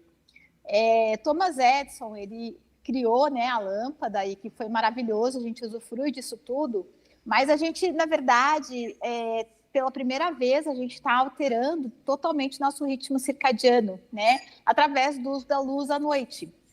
Se a gente verificar, o espectro de luz solar, ele tem vários tipos, vamos dizer assim, de cores, e que quando a gente está exposto à luz branca que a gente utiliza na nossa casa, a gente equivale à luz azul do sol em torno do meio-dia. No entanto, faltam vários espectros que o sol emite e que não são encontrados nessa luz branca. Com isso, a gente vai ter uma alteração de todo o nosso ritmo circadiano. Então, o simples fato de a gente estar com uma luz acesa de noite, a gente já está alterando a produção da nossa melatonina, que é um dos nossos principais antioxidantes no nosso organismo, e, ao mesmo tempo, alterando também a liberação do nosso cortisol. O cortisol, a gente conhece muito como hormônio do estresse, mas também é o hormônio que regula todo o nosso sistema imunológico, né? E o que está acontecendo, então, além da exposição, ou seja, a gente está aumentando o nosso dia de uma forma artificial. Então, antigamente, a gente não comia no escuro, né? A gente não comia à noite, a gente comia durante o dia, a gente tinha atividades de dia. E à noite é o momento onde a gente descansa, dorme, e durante o sono é que vão acontecer todas as desintoxicações do nosso organismo a nível cerebral, celular e assim por diante. O que está acontecendo é que, nesse momento, além da exposição à luz, que está alargando o nosso dia, alterando o nosso ritmo biológico, nosso ritmo circadiano, nós temos também a irradiação dos equipamentos eletrônicos, dos celulares, dos computadores, que vão intensificar essa radiação. Ai, Cláudio, obrigada aí por compartilhar minha aula. Bom, o que está acontecendo, então, é que com essa exposição, se você quiser passar para o próximo slide, então, eu coloco aqui um artigo que mostra o quanto que tem sido um aumento da inflamação no nosso organismo por conta desse espectro de luz alterada que a gente está se expondo. E isso é intensificado com a luz do celular, a luz dos equipamentos eletrônicos, principalmente à noite. Isso que eu falo de principalmente à noite não quer dizer que esses equipamentos não nos façam mal durante o dia, mas o fato de usá-los à noite, a gente vai intensificar tudo isso. Pode passar, por favor, Cláudio. Então, o nosso sistema nervoso, ele poderia dar 12 voltas na linha do Equador, para que vocês tenham ideia. Pode passar de novo. E tudo que acontece no nosso organismo é mediado pelo sistema nervoso. Então, a gente não precisa pensar, eu preciso respirar, eu preciso digerir, eu preciso, meu sangue precisa correr. Tudo isso é mediado pelo sistema nervoso. Pode passar. E o que diferencia um ser vivo de um ser morto é essa eletricidade que acontece em todo o nosso organismo.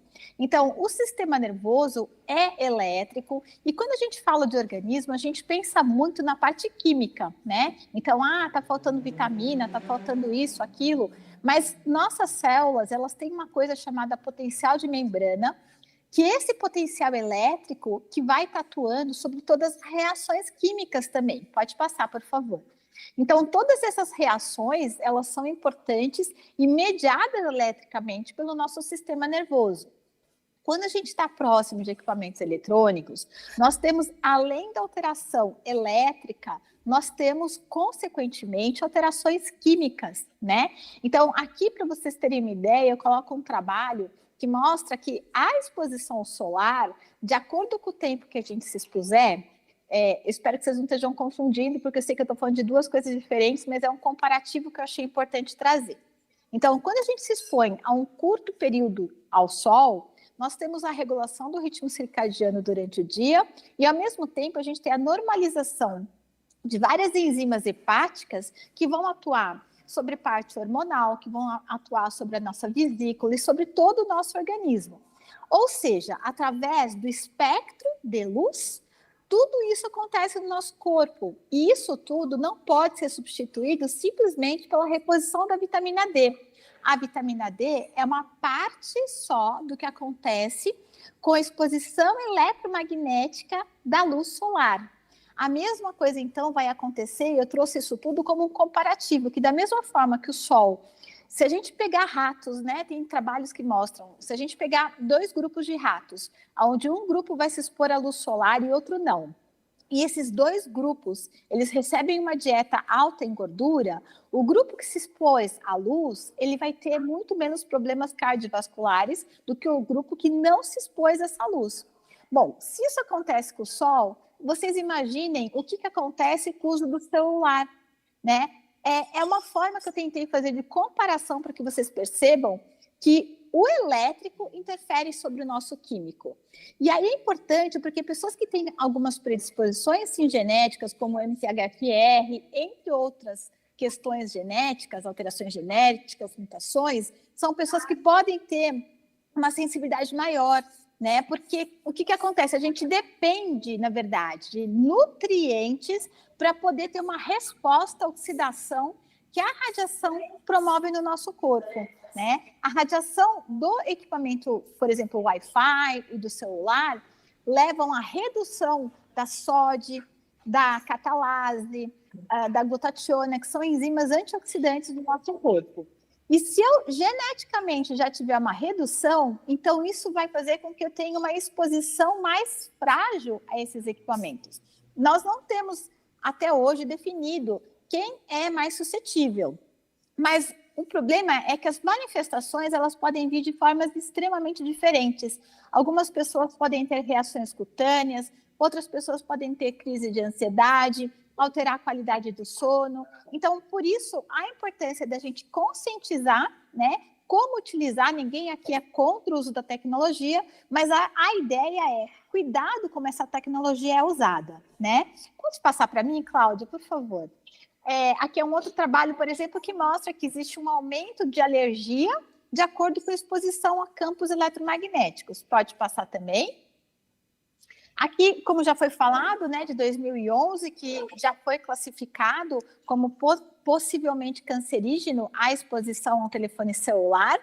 E isso foi classificado no grupo 2B, inclusive pela Organização Mundial da Saúde. E se a gente tiver uma equiparação, o que mais pode ser classificado no grupo 2B? Nós temos, se a gente verificar, no grupo 2B, o HPV. Todos nós sabemos do risco de câncer que o HPV promove. E ele está na mesma classificação que a exposição ao telefone celular. Outra coisa que a gente tem no grupo 2B é o metilmercúrio. E hoje a gente sabe, por exemplo, que a gente evita. Antigamente, um dentista ele brincava, às vezes, com a criança, colocava uma bolinha de mercúrio na mão para tirar o medo, né? E poder mexer, fazer uma obturação nessa criança. Hoje em dia, nenhum dentista coloca mais a mão nesse mercúrio porque sabe do risco que ele vai promover à saúde. Pode passar, por favor. Bom, então aqui é que mostra, né, a comparação. Pode passar de novo, Cláudia, por favor. Então, nós temos múltiplos impactos, né? Pode passar. Fisiopatológicos, onde temos alteração do ritmo circadiano, redução dessas enzimas, como eu falei, que são extremamente importantes para a saúde, alteração da nossa membrana celular, já que essa membrana tem um potencial elétrico e ela é alterada perante a exposição a campos eletromagnéticos, alteração da barreira hematoencefálica, degradação, também alteração hormonal, onde a gente vê cada dia mais o aumento da infertilidade. Pode passar. Pode passar também, por favor. Então, pode passar também. Tudo isso aqui, de alguma forma, já foi falado, né? Que a radiação, ela também altera o nosso nível de melatonina, onde a gente tem uma redução significativa da melatonina. E a melatonina, ela é produzida por todos os seres vivos, não apenas para dormir, né? Se a gente vê, as algas não dormem, mas as algas também produzem melatonina pela sua importância protetora celular. Pode passar. Tem trabalhos que mostram que a gente chega a ter um aumento de 400 vezes o nível de cortisol aumentado frente à exposição solar, a exposição dos campos eletromagnéticos. Quanto maior o tempo de exposição ao celular, mais a gente vai ter de alteração psicobiológica causado por essa alteração de cortisol. Lembrando que o excesso de cortisol também altera a barreira hematoencefálica, fazendo um ciclo, né, onde a gente tem um agravamento de todo o estresse e uma inflamação sistêmica. Pode passar.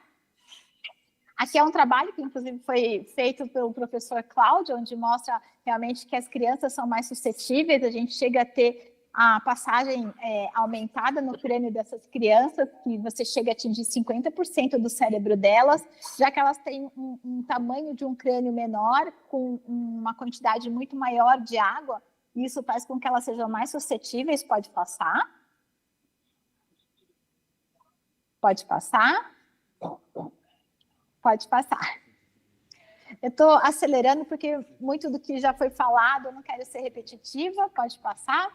Então, aqui são outros trabalhos que eu mostro sobre alteração também. A gente fala cada dia mais da importância da microbiota intestinal e alguns trabalhos mostrando que quanto mais tempo de uso do celular, tem aumentado A disbiose, que a gente chama de disbiose, são as nossas bactérias do intestino, a gente tem uma alteração delas. E com essa alteração, nós temos, inclusive, aumento de fungos e redução de lactobacilos, que são bactérias extremamente importantes para a nossa saúde. Pode passar.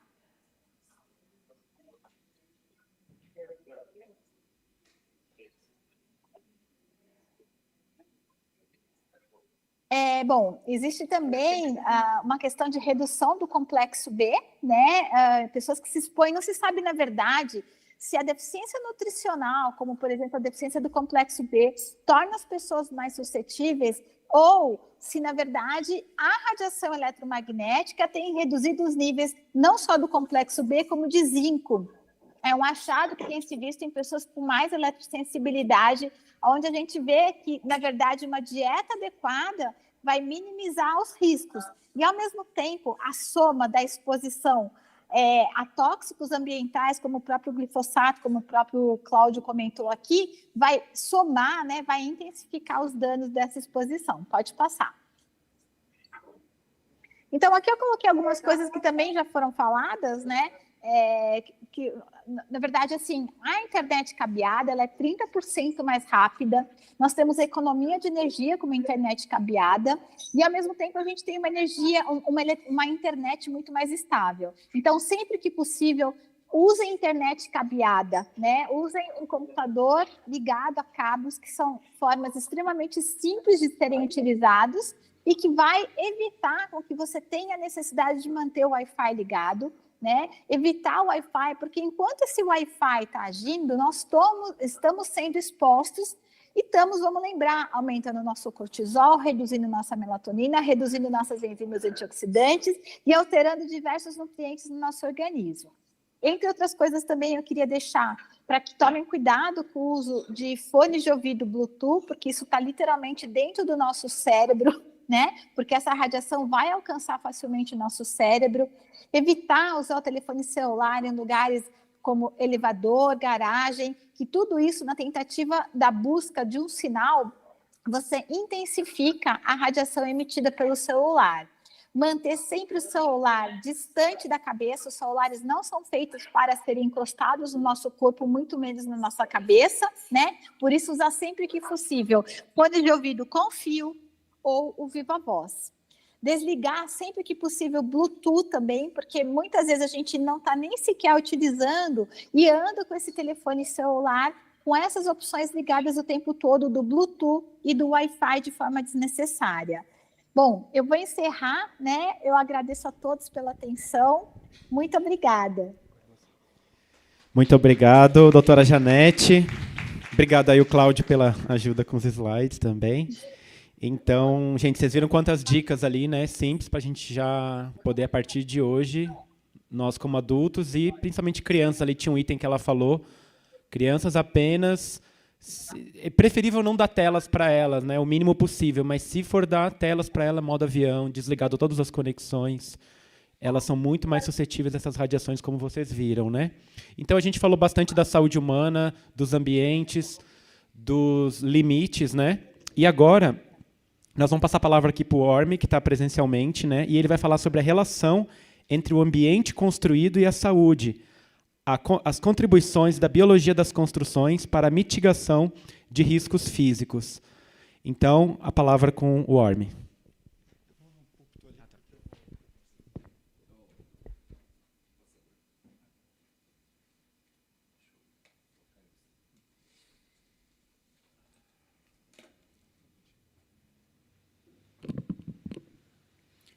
Olá, bom dia a todas e todos. A minha fala, né, agradecer primeiramente ao professor Sineiva, ao Fabiano, pelo Slofone, pelo convite, né, aos colegas que me antecederam nessa mesa. Eu vou procurar, então, né, com base em toda essa exposição que foi feita antes, né, todo esse material riquíssimo que foi apresentado pelos colegas, trazer um pouco da relação de tudo isso com o ambiente construído, né. Então, vou pular, né, mas eu sou arquiteto e urbanista, né, como o meu mestrado foi em análise, eu vou mostrar um pouquinho para vocês, então não vou poupar esse tempo, Mas hoje eu estou no doutorado em meio ambiente e desenvolvimento, procurando trabalhar com questões de cidades saudáveis, cidades biofílicas, né, renaturalização de cidades. E aí, né, o que um arquiteto e urbanista está fazendo numa conferência sobre tecnologia, né, sobre saúde mental? Então, eu explico aqui, né? Então, Hipócrates, né, o pai da medicina, né, em sua obra, ele fala que a noção de saúde é um estado entre equilíbrio entre o homem e seu meio ambiente. E aqui que eu entro, né, o meio ambiente. Por quê? Porque a gente passa 90% do nosso tempo dentro de alguma construção, de um ambiente construído.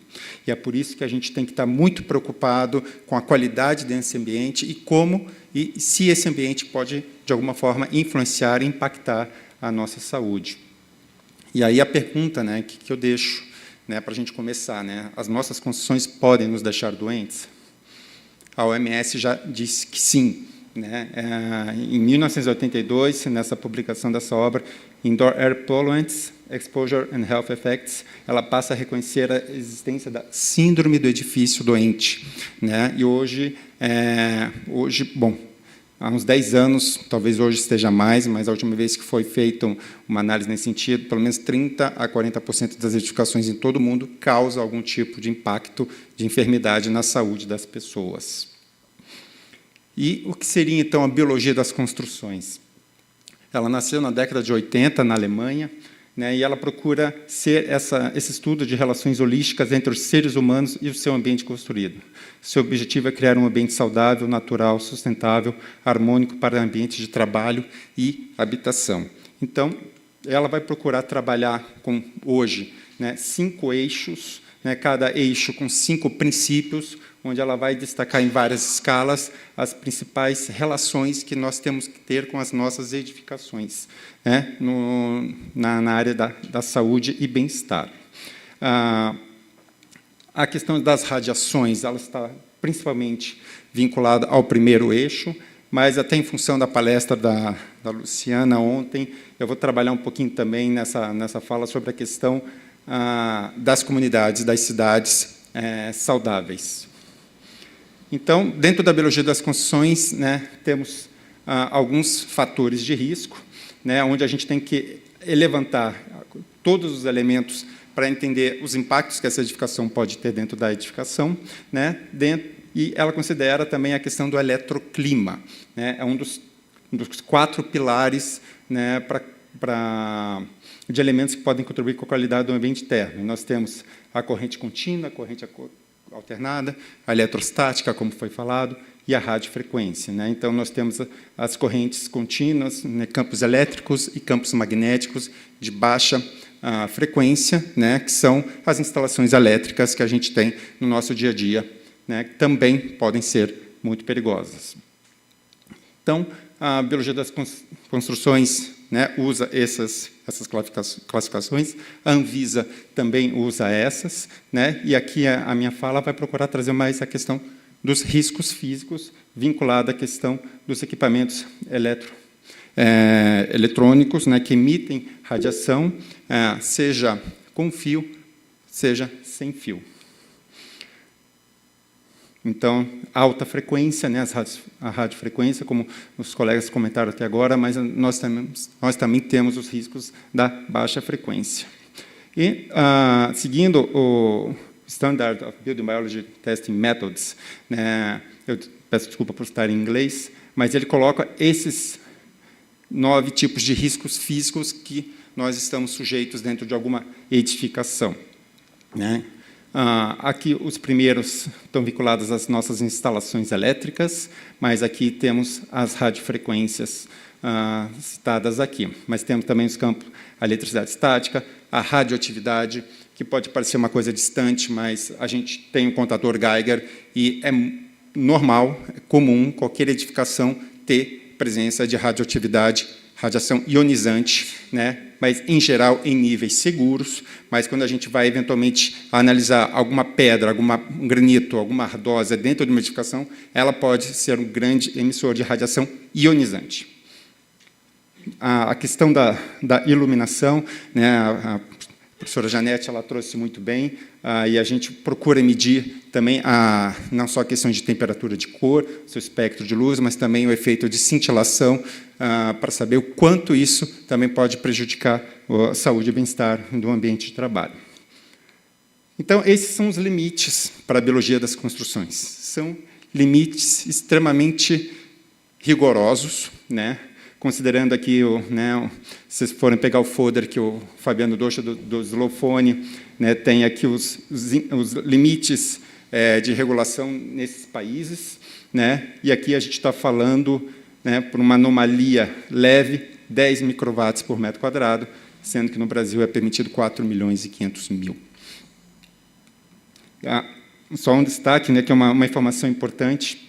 A gente sempre vai considerar esses limites para áreas de descanso, quartos, porque, né, reforçando o que já foi trazido pelos colegas, é quando a gente vai procurar se recuperar, né, nesse período da noite, do estresse diário, né, das radiações que o corpo foi submetido, da poluição atmosférica, da poluição sonora, da poluição lumínica, né. Então, à noite, a gente tem que estar o máximo resguardado possível de qualquer tipo de exposição.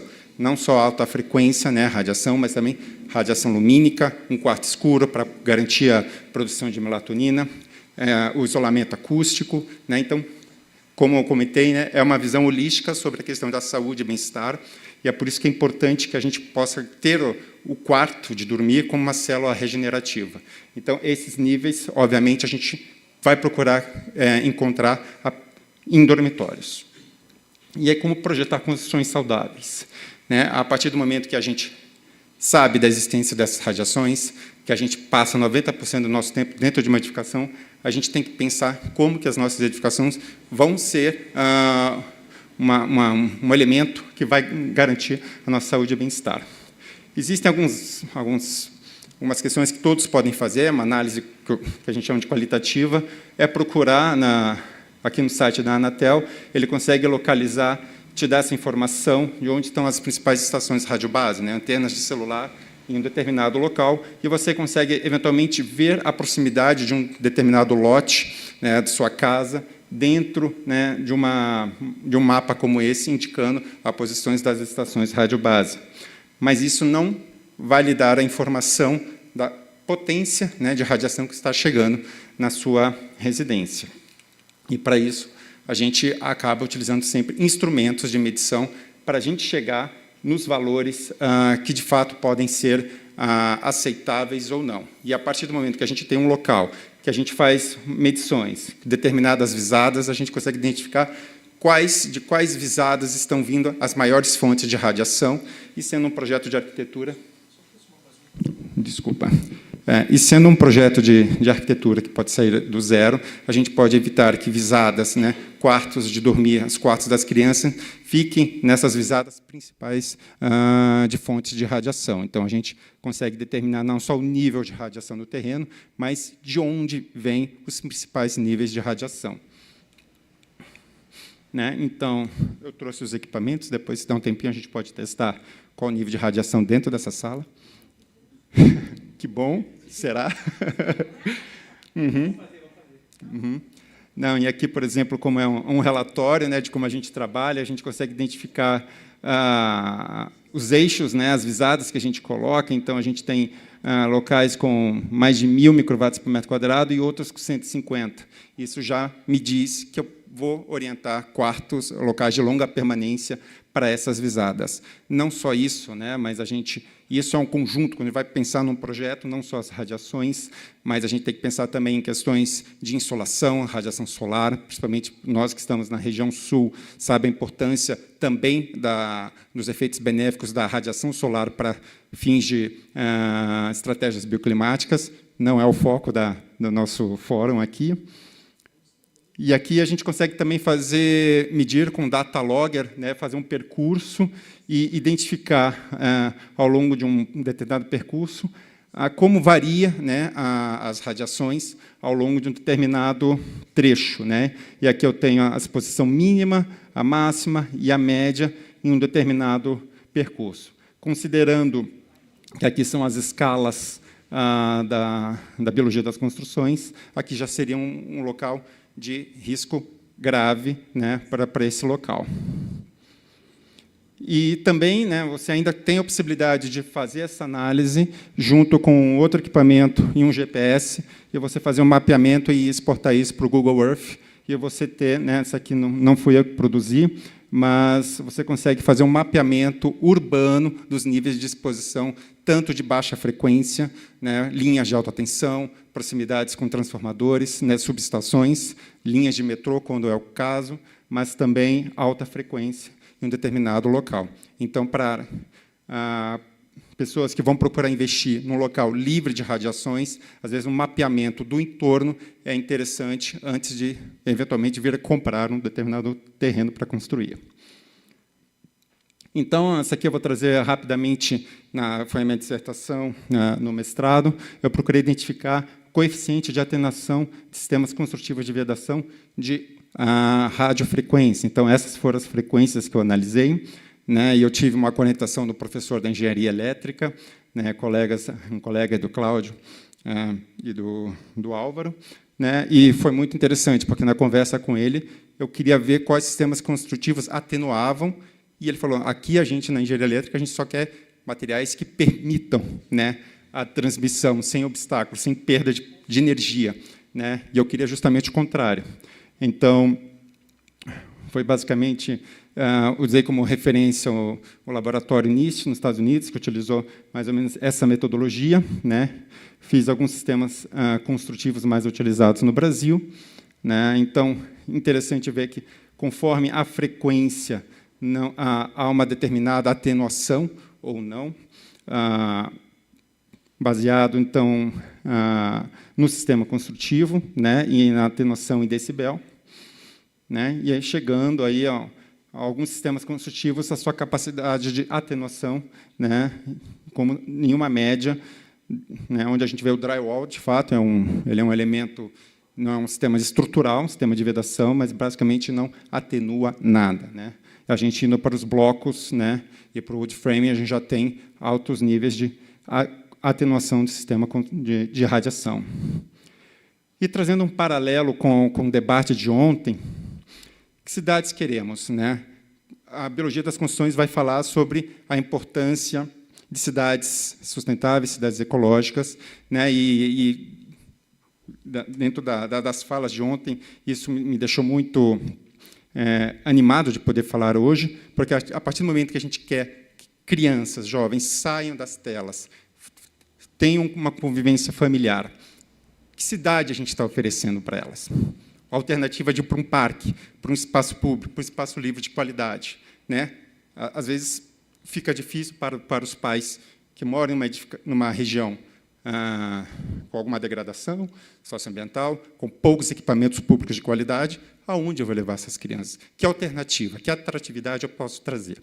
Então, eu trago algumas questões para a gente refletir, né? Como garantir que ruas, bairros e cidades sejam atrativas para a população, especialmente crianças e adolescentes? A reconexão da sociedade com a natureza pode ser um instrumento para prevenir os jovens da dependência tecnológica? A renaturalização das cidades pode fomentar a alfabetização ecológica da sociedade e, com ela, resgatar princípios éticos de convívio entre todos os seres vivos? Por que eu trago isso? Isso aqui é Seul, mas eu acho que poderia ser qualquer capital da cidade brasileira. Houve um projeto de requalificação urbana, né, que transformou toda essa via de modal, né, as cidades passaram um processo de urbanização e crescimento baseado nessa racionalização, nessa dependência da tecnologia, onde o carro, né, foi um dos principais protagonistas, e transformou um espaço como esse num espaço como esse.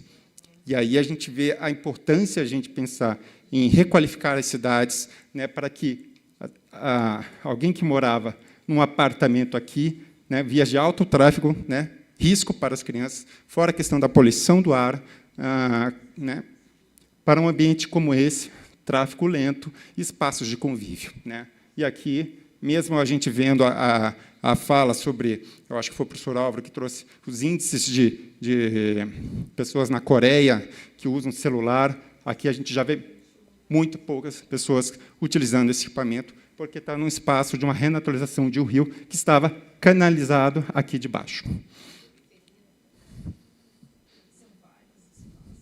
Uhum. E aí nós temos hoje, né, uma tendência muito forte das soluções baseadas na natureza, né, que é procurar formas de gerenciar de forma sustentável e restaurar ecossistemas naturais modificados que abordam os desafios sociais de forma eficaz e adaptativa, proporcionando simultaneamente benefícios ao bem-estar humano e à biodiversidade, né?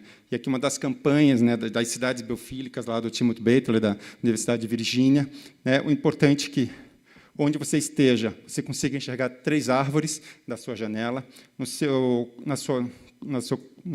bairro, na sua quadra, né, ter 30% de cobertura de árvores, e você está a pelo menos 300 metros de um parque mais próximo. Então, isso entra, né, essa visão, acho que interdisciplinar, entre o que foi debatido ontem, né, com a questão das nossas cidades, é fundamental, que a partir do momento que a gente quer reduzir a dependência tecnológica, talvez a gente queira criar uma reconexão maior das pessoas com a natureza, né, com a biodiversidade, e isso, de fato, ser um fator que possa mudar um pouco essa chave que nós temos hoje das pessoas, principalmente das famílias e as crianças muito isoladas em suas casas, em seus quartos. Então, é importante que as cidades possam oferecer esses espaços também para que ocorra esse detox, né, de tanta dependência tecnológica. Aí eu fecho só com a frase do professor Timothy Bately: a natureza não é opcional, mas uma qualidade absolutamente essencial da vida urbana moderna.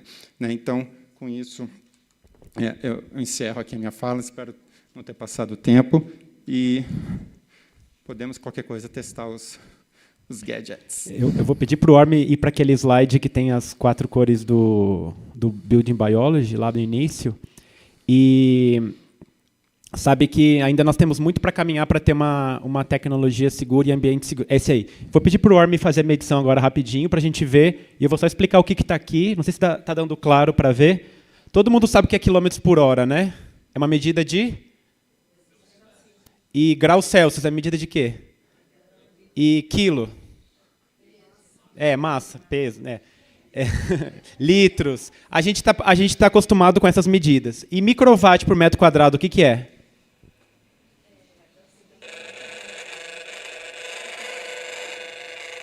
Isso é o que está acontecendo agora na radiação aqui, nessa sala, transformado em som. Se puder botar no microfone.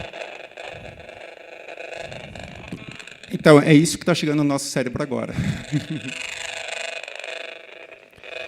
E aí, antes do Orme fazer a medição, ali nos dar o valor, eu só queria explicar de novo essas 4 faixas. Estão vendo verde, amarelo, laranja e vermelho, né? O que diz aqui no verde? Sem anomalia, né? Abaixo de... Não, aqui é sem anomalia, no verde. 0,1 microwatt por metro quadrado. Tá? Então, anomalia leve, de 0,1 a 10. A gente não deveria dormir num quarto com mais de 10 microwatt por metro quadrado. No nosso quarto de dormir, ele não deveria estar mais do que 10.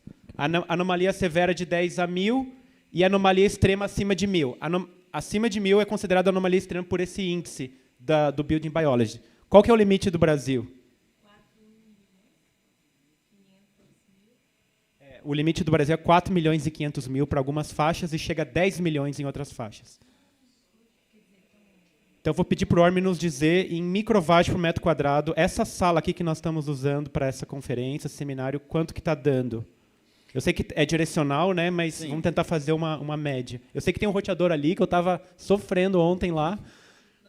E, bom, tem de outros andares também, tem os nossos celulares aqui, mas quanto é que está dando? Então, eu tenho 2 equipamentos, porque um mede de 27 MHz a 2.5 MHz, né, 2.500 MHz, 2.5 GB.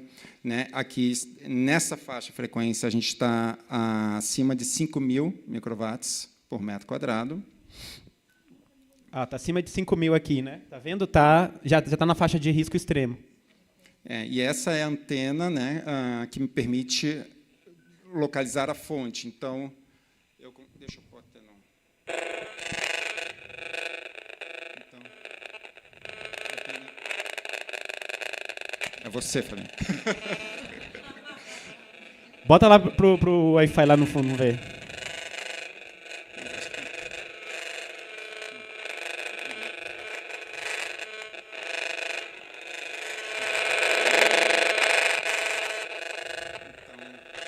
Então, a gente não é contra as tecnologias sem fio, a gente acredita que na aviação, na segurança pública, em outras áreas, elas são importantes, só que o que está acontecendo na nossa sociedade é uma overdose, né? E as telecomunicações elas funcionariam com 0,000001, o seu celular já funciona. Só que é muito mais barato para uma operadora botar o sinal lá no 3 milhões, que ela não vai ter que instalar um outro sistema com radiações mais leves, né? Então, a dica que a gente dá, não deixem o celular perto do corpo, usem o modo avião, descubra aí onde é o modo avião do seu telefone, usem o modo avião. E respondendo uma pergunta da Cristina do Rio, que ela mandou pelo chat, vou ler aqui a pergunta dela e a gente já finaliza. Só um pouquinho. A Cristina do Rio perguntou: existe distância segura para o uso do celular e os riscos do Bluetooth? Então, a distância segura depende de cada pessoa, mas a gente sempre recomenda, se estiver perto do corpo, mantenha em modo avião. Não tem necessidade dos dados móveis, Bluetooth ficar ligado 24 horas. Até economiza a bateria. Você pode deixar no modo avião e quando você for baixar suas mensagens do WhatsApp, você liga os dados móveis, de preferência longe do corpo, baixa as mensagens, bota no modo avião de novo. O ideal seria a gente segurar na mão em modo avião. E o Bluetooth, assim como os dados móveis, o Wi-Fi, é 2,4 bilhões de hertz. Então, a gente não recomenda o uso de fone de ouvido Bluetooth. Usem os fones de ouvido com fio mesmo, tradicionais. Não usem aqueles fonezinhos que são aqui, porque ele vai estar irradiando entre o fone e o telefone o tempo todo. Então, cuidem principalmente duas coisas muito importantes: as crianças e o sono. São dois pontos muito sensíveis e cruciais. Cuidem do espaço que vocês dormem, deseletrifiquem ao máximo a sua região de dormir ali, não durmam com a cabeça perto de tomadas, desliguem o roteador Wi-Fi à noite, celular ou no modo avião, ou longe do corpo, e as crianças. Evitem radiações para as crianças. E a gente espera que a gente possa construir um futuro mais saudável, com limites pelo menos abaixo de 1.000. Estava dando 5.000 aqui na sala, né? Então, tem lugares aí que dá 5 milhões, perto de antena 5G, que estão instalando assim. Tem os benefícios, claro, internet mais rápida, assistir vídeos mais rápidos, mas se a gente botar na balança, será que compensa? Né? Então, eu queria agradecer, porque já passamos do horário, mas o nosso site, então, é slowphone.org, se alguém tiver mais alguma mensagem, se não... Só vou fazer uma demonstração que a gente tem tecidos, né, que a gente consegue eliminar a radiação, né, principalmente para quem dorme em locais com alta, né, então tu faz aqueles dosséis em voltas de cama e você consegue chegar a zero, né, são tecidos especiais para isso, com fios de prata e cobre. Então, existem meios de remediar essa questão das radiações. E uma última demonstração, só a questão da questão da luz, né, o efeito de cintilação, para a gente ver como a luz também emite radiações que não possam ser tão favoráveis. É que é o flicker em inglês, né? É que é uma pequena... Ó. O ideal é não passar de 10%, já está chegando aqui em 80%. É. Você trabalhar num ambiente como esse... Tem áudio? Tem.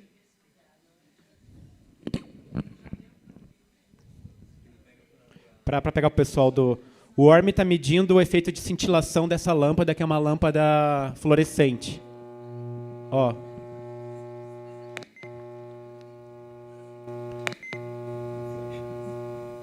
O que a gente vê hoje nos hospitais, nas escolas? Lâmpadas fluorescentes como essa, roteadores Wi-Fi em locais que deveriam ser de restauro, de educação, de cuidado com as crianças. Então, já está acontecendo em muitas escolas na França, na Europa, na Austrália, de pais que não querem Wi-Fi na escola, né, com internet cabeada. Internet é uma ferramenta interessante para a gente pesquisar, para a gente se comunicar, mas que ela possa acontecer de forma cabeada, que é muito mais rápida, muito mais seguro, gasta muito menos energia, né, e não produz essa poluição eletromagnética.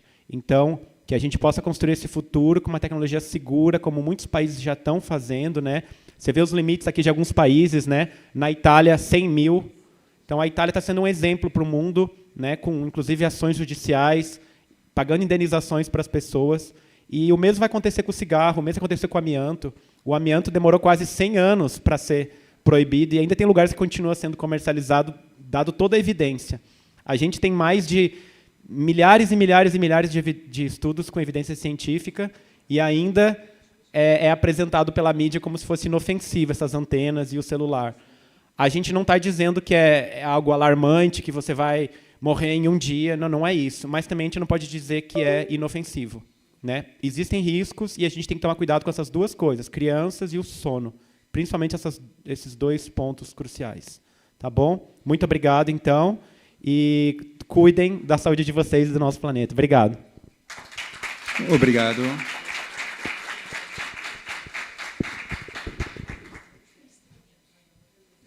Bom, só me comentaram aqui que seria uma pergunta no chat, onde compra os equipamentos. Em geral, são equipamentos importados, tem que trazer ao comprar e pedir para trazer, né? Ou aí o Fabiano já está vendo, talvez, ter uma importação direta para evitar, principalmente, tributação na alfândega, né? Mas no Brasil ainda você não encontra esses equipamentos para comprar facilmente. Em geral, você tem que trazer ou da Europa ou dos Estados Unidos ou do Canadá. Alguém está perguntando aqui dos tecidos, aquele tecido que geralmente é com fios de prata ou fios de cobre, né? Ele tem uma atenuação muito interessante, existem tintas também, mas quase tudo é fora do Brasil. A gente está tentando ver uma forma de disponibilizar isso no Brasil, mas a melhor proteção é desligar. Desligar e manter afastado do seu corpo. Essa é a melhor proteção que tem. Porque as pessoas querem botar um adesivinho, botar uma pedrinha e continuar usando tudo igual. A melhor proteção é desligar, se afastar da fonte. Se você tem roteador Wi-Fi, deixa bem num canto da casa. O ideal seria não ter o Wi-Fi na casa. Mas se você tiver, deixa num canto bem longe do quarto, desliga à noite. Lembrem, desligue o roteador Wi-Fi à noite. Isso é muito importante. Puxem a tomadinha assim, já vai melhorar bastante. Só cuidar que, para quem mora em apartamento, você desliga o seu, mas se tu vê ali, tem mais 15... Então, por isso que a gente tem que, às vezes, ter uma preocupação extra, porque, por mais que a gente faça a nossa parte, a gente ainda está sujeito a radiação muito forte por causa do entorno, de vizinhos. Então, por isso que é importante a gente conhecer os níveis, né, e aí pensar nas formas de mitigar essas radiações. Nós temos alguns exemplares desse flyer, bem simples, com informações. Vocês podem pegar ali na mesinha, se quiserem. Tá bom? E a gente agradece muito a Cineiva e todo mundo pela atenção. Obrigado.